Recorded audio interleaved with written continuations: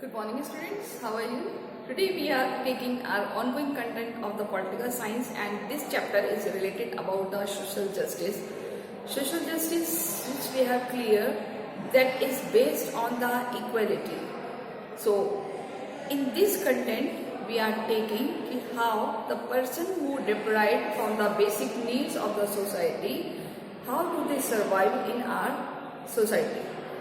So many of government have tried to efforts to give the solution of this problem, but in previous video we have already cleared that is the theory of roles regarding to the social justice and regarding to the justice. In this content we will see about the pursuing social justice, how social justice pursue in our society. So as per our content, I want to tell you that is social justice is based on the minimum conditions which filled by the government of every citizen of the society. So whenever someone is depend on the government's welfare policies, so government have tried to concern about they try to make happy them people those have deprived from the right. So in present era in our society, how do they survive the justice in our phenomena? So what is the concept regarding to now our content, that is the pursuing social justice. Pursuing social justice. Clear कि किस तरीके से हमारे यहाँ पर social justice pursue करता है. देखिए हमारे जो आज की अगर हम बात करें परसिस्टेंस के में जो है दैट इज कि एक ग्रेटर वेल्थ और प्रॉपर्टी का डिफरेंस आ गया है.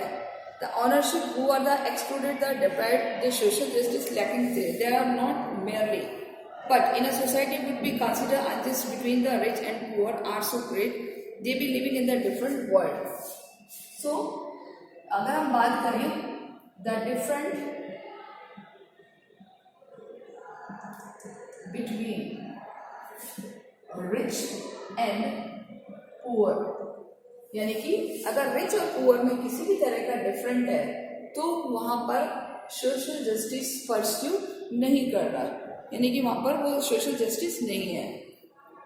If the relevant deprived have no chance to improve their condition, if they have not chance to change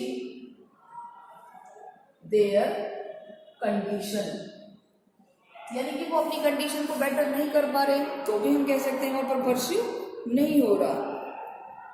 and no other word just society should prove the people is the basic minimum condition and they have not get the basic requirement. If they have not get the basic requirement which is compulsory for life, यानी कि life के लिए जो compulsory अगर वो चीजें भी नहीं मिल रही, इसका मतलब वहां पर सोशल जस्टिस परस्यू नहीं कर रहा. इन पैरामीटर के बेसिस पर हम एक आइडिया लगा सकते हैं. In our next content we will see कि हाउ कैन वी डिसाइड कि what are the minimum condition of life needed of people. So how can we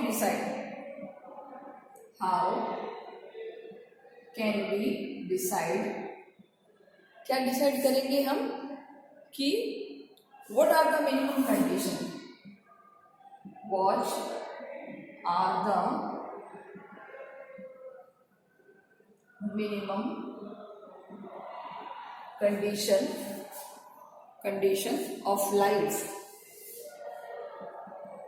for people,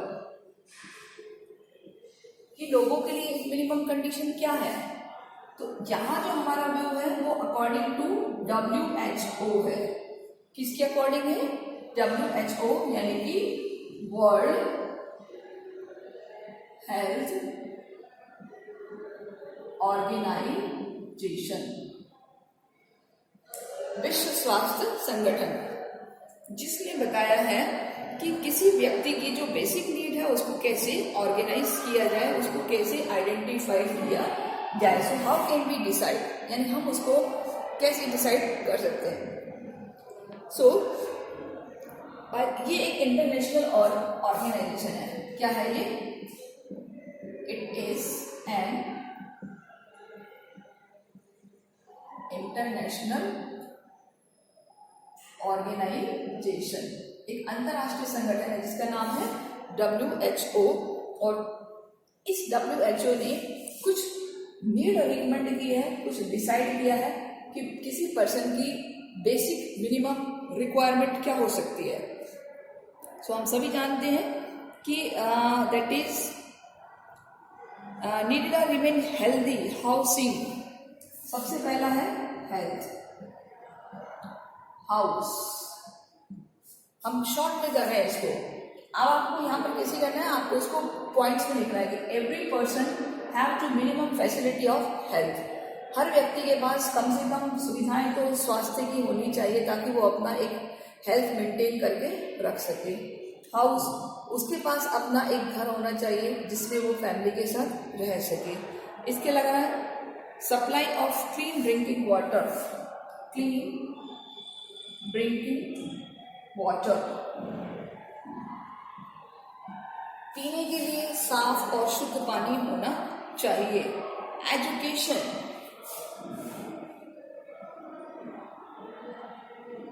because we knows about without education there is nothing, so education is must. WHO also recommend that is the minimum condition, minimum basic need a person, a people, that is the education. So education is now come to the important part, जिसे हम जानते थे कि रोटी कपड़ा और मकान, आज उसके अलावा एक और चीज जुड़ गई है, हमारा स्वास्थ्य, health and education.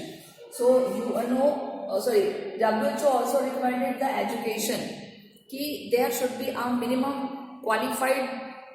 qualification for a person, that is related to the education, and minimum wages would constitute an important the basic conditions or minimum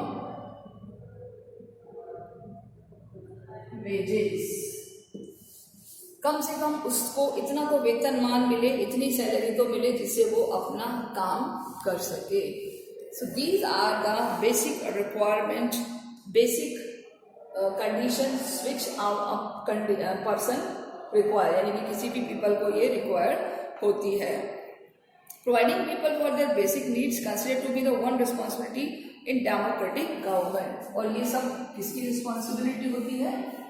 responsibility of a democratic government. Clear? Remember these things. WHO भी वही recommend करता है जो एक democratic government recommend करती है कि कुछ बेसिक सुविधाएं होनी चाहिए। तो यहाँ हम क्वेश्चन देखे कैसे प्रिपेयर करेंगे कि how can be identified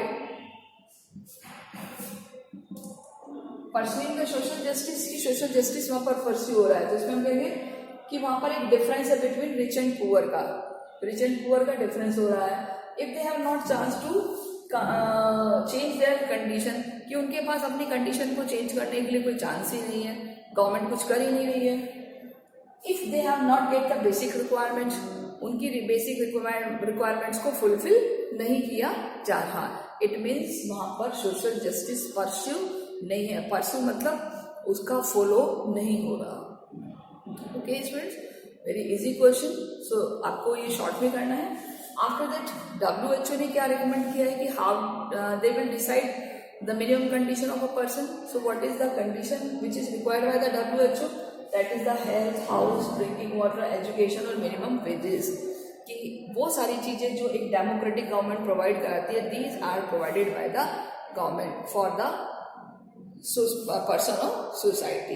Okay, the providing such basic condition the life of citizen pose heavy burden of government, the particularly the countries like India which have a large number of people, poor people। और basically कुछ ऐसे देश जो बहुत ज़्यादा poor हैं, जैसे हमारा इंडिया का एग्जांपल दिया है कि वहाँ पर तो ये सुविधाएं होनी चाहिए। क्यों होनी चाहिए ये सुविधाएं? क्योंकि हम जानते हैं कि जो हमारा कंट्री है so basically diversified countries and many of religions have implement there, and many customs, caste, plus poverty also. So if you want to save these problems, so that is the government responsibility to provide a basic minimum conditions for a person. हर वर्ग के लिए, हर society के लिए minimum condition पूरी की जानी चाहिए. Even we all agree the state should try to help the most disadvantaged, that the member of society to enjoy some degree of quality and others. So this agreement could still arise regarding the best method of achieving the goals. A debate currently going to the society. Promoting open competition through the market would be the member of the society. तो यहाँ पर एक और चीज recommend की जा रही है, that is the open competition.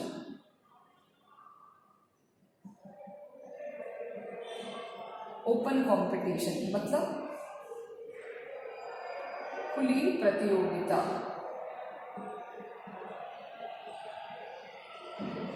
Clear? तो यहाँ पर हमें क्वेश्चन करना होगा, what is the meaning of open competition. Open competition क्या है और इसके मेरिट और demerits. Right, it's merits and demerits. Clear? तो यहाँ पर हमारा ये लास्ट क्वेश्चन होगा जिसकी हम बात करेंगे. तो एक open competition through the free market would be best way to helping the disadvantage without harming the better members of a society, or whether the government should take the responsibility of providing the minimum for the poor. यानी कि ऐसी एक government जो किसी person के लिए जो belong करता है पुअर कास्ट, पुअर बैकग्राउंड से, उनके लिए minimum conditions, minimum help provide करे. Okay, so the responsibility providing a basic minimum for the poor, if necessary even through a redistribution of resources. यानी कि वहां पर क्या करें, redistribution of resources, यानी कि जो भी नेचुरल रिसोर्सेज है उनको रीडिस्ट्रीब्यूट किया जाए, यानी उनका पुनर्बंटवारा किया जाए. Okay, and that in our country the necessary through the redistribution different approaches being supported by different political groups who debate the relative merits and the scheme of helping marginalized sections of the population such as rural and urban poor. So we will briefly examine this debate. Now we are taking about the kind of merits and demerits. Okay, so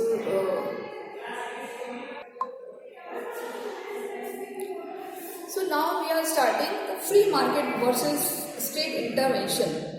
means कि market को free रखें.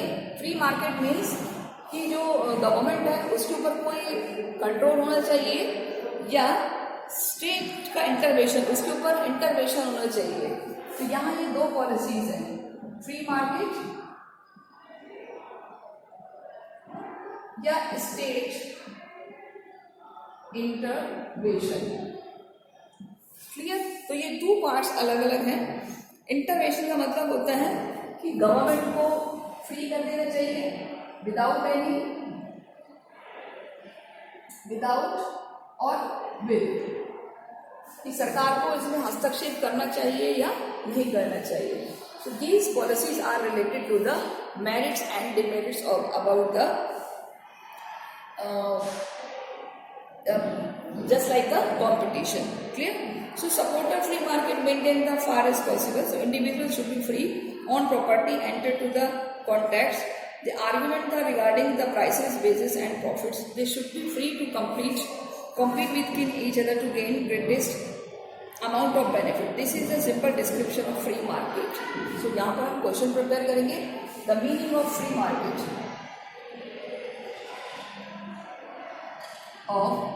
Free market. Free market ऐसा market जिसपे सरकार का कोई control नहीं होता. वो क्या होता है? तो यहाँ से हम अंडरलाइन करेंगे कि free market maintain the as far as possible. Individual should be free to own property, enter to the contracts agreements regarding to the price, wages, profit. They should free to compete to each other and gain amount of benefit, this is the simple description of free market, इसको क्या कहते हैं, free market कहते हैं, ठीक है। अभी क्या बिलीव करते हैं कि if market left free from the state, the sum of transactions would ensure overall just distribution benefit and the duties of the society. ये क्या कहते हैं कि अगर मार्केट फ्री रहा, यानी कि सरकार का उसके ऊपर कोई कंट्रोल नहीं होता, तो वो बहुत ज्यादा अच्छे तरीके से काम कर सकते हैं। Clear? So, however, not all the free market supported today would support the absolutely unregulated market. Many would now willing to accept the certain restrictions. For instance, state could step to ensure the basic minimum standard of living all people they are able to compete on equal terms. कुछ लोग क्या चाह रहे हैं कि market free रहे, यानी जो कंपटीशन है वो फ्री हो, किसी भी गवर्नमेंट का कोई इसके ऊपर कंट्रोल नहीं होना चाहिए। जबकि कुछ लोग क्या कह रहे हैं कि नहीं, अगर कंट्रोल नहीं होगा गवर्नमेंट का तो बहुत सारे माइनस पॉइंट होंगे, बहुत सारे डिसएडवांटेज होंगे। हर व्यक्ति स्वतंत्र हो जाएगा, अपने खुले मन से व्यापार करेगा, कोई कंपटीशन का लेवल ही नहीं होगा, एक व्यक्ति दूसरे व्यक्ति को पीछे छोड़कर आगे बढ़ने की होड़ में लग जाएगा। तो फ्री मार्केट नहीं होना चाहिए, वो हमेशा अपने प्रॉफिट के बारे में सोचेगा। तो इनके जो डीमेरिट्स वाले हैं वो क्या कहते हैं कि कम से कम इतना तो हो कि किसी पर्सन की जो एक बेसिक नीड हो वो फुलफिल हो। So they might argue that even the most efficient way to providing people the basic service might be allowed to market health care education and service. कि कंपटीशन हर व्यक्ति नहीं कर सकता, कुछ ऐसे व्यक्ति हैं, गरीब हैं, पुअर हैं, जो सक्षम नहीं है काम करने में, ऐसे व्यक्तियों की हेल्प करना सरकार की रिस्पॉन्सिबिलिटी है। अगर आप कंपटीशन रखोगे कि सब आपको अपने आप ही खाने की व्यवस्था करनी है, तो जो अमीर व्यक्ति है वो तो कर लेगा, जो गरीब है वो कैसे करेगा, है ना। तो जो व्यक्ति कैपेबल नहीं है, फिजिकली हैंडीकैप्ड है, डिप्राइव्ड है, बैक कम्युनिटी से, तो how do they be survive in the society. तो for that there should be some restrictions, कुछ कंट्रोल होने चाहिए। क्लियर? नेक्स्ट अगर हम बात करें तो the private agencies should be encouraged to provide such service, while the policies should try to empower people by those services. It might be necessary for the state to give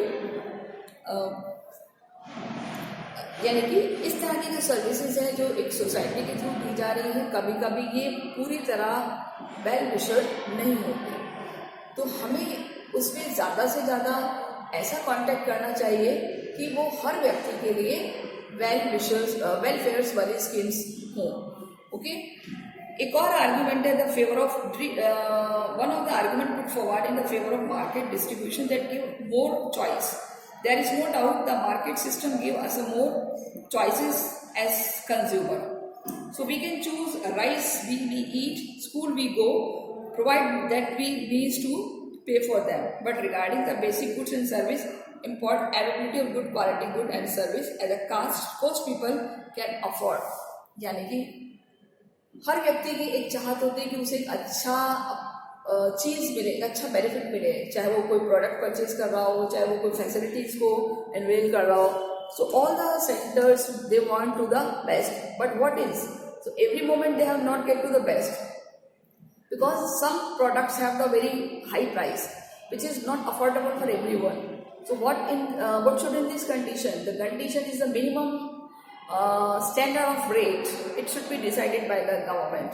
If it is, so everyone can afford this facility, यानी एक अगर सरकार उसकी कुछ कीमत निर्धारित कर देती है, एक तय रेट कर देती है, तो हर कोई उसको इजीली अफोर्ड कर सकता है।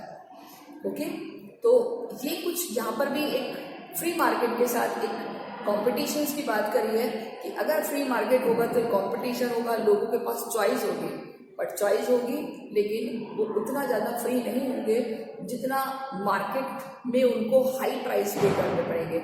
अगर गवर्नमेंट इसके रिगार्डिंग कुछ सोचती है, so they will free. Okay, so if private agencies do not find this profitable for them, they may prefer do not enter to the particular market or provide cheap and the substandard services. देखिए, ये all these things are based on the loss and profit. किस पर depend करती है? Loss और profit पर depend करती है। अगर बेसिकली ये चीज प्राइवेट सेक्टर में हो तो प्राइवेट सेक्टर कब रन करता है? जब उसको क्या मिलता है? प्रॉफिट मिलता है. So whenever they will not get profit they will compromise the product, वो प्रोडक्ट से कॉम्प्रोमाइज करेंगे and it is not the favour of customers. तो फिर वो चॉइस वाली बात कहाँ चली जाएगी? Clear? So that's why this scenario is related to the कि चॉइस तो होगी but every government have try to set a particular way of rates.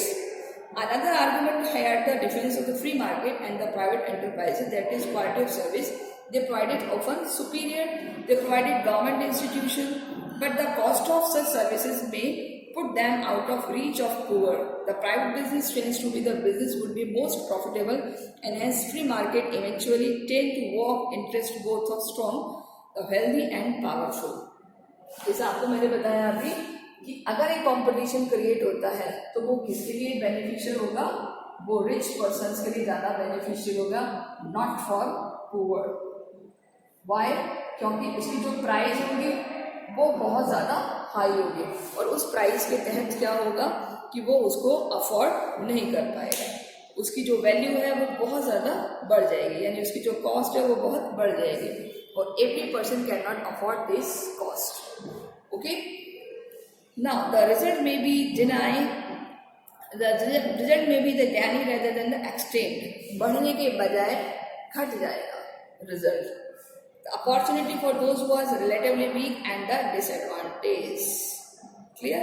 Now the argument can be put forward both sides. The debate free market often exhibited tendency to walk favor in the already privileged. Means कि कुछ arguments उनके लिए भी रखे जाते हैं जो market को की टेंडेंसी के फेवर में है.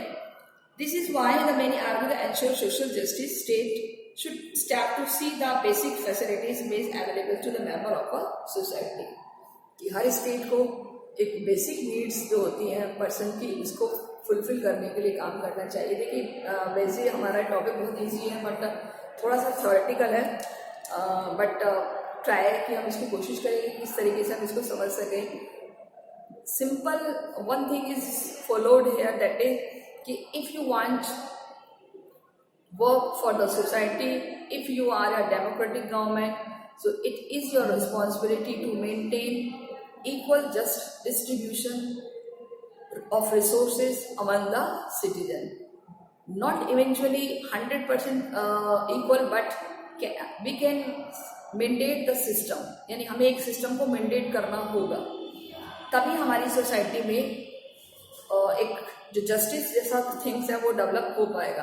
अगर हम कहें कि हम फ्री मार्केट करें या कंपटीशन करें या कैपिटलिस्ट इकोनॉमी को अडॉप्ट करें तो it is not for the favourable for all person. क्योंकि हमारी सोसाइटी में है, अगर हम इंडिया की रिगार्डिंग बात करें, so there is a different kind of persons belong to the different society.